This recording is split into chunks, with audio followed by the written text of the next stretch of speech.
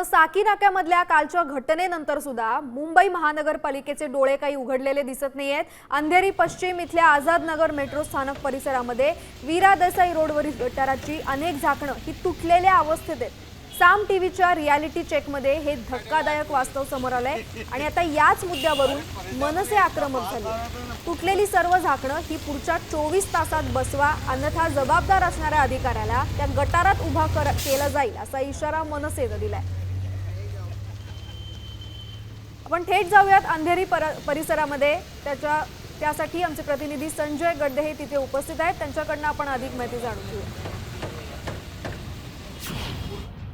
मुंबईच्या साकीनाका खैरानी रोड परिसरामध्ये काल मेनहोलमध्ये पडून एका 55 वर्षीय व्यक्तीचा मृत्यू झाला होता। मात्र यानंतर देखील महापालिकेचे डोळे उघडलेले नाहीत।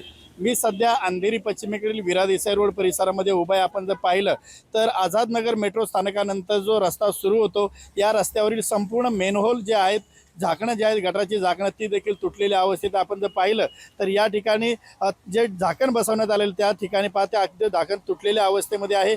या संदर्भात नागरिकांकडून देखील अनेक तक्रारी करण्यात आलेल्या आहेत। लाज वाटते, अजून काही पत्रव्यवहार झालेला नाही, त्यांचं काही काम सुरू झालेलं नाही, लोकांचा जीव ह्यांनी अजून टांगणीला लावलेला आहे, ह्यांना काही फरक पडत नाही।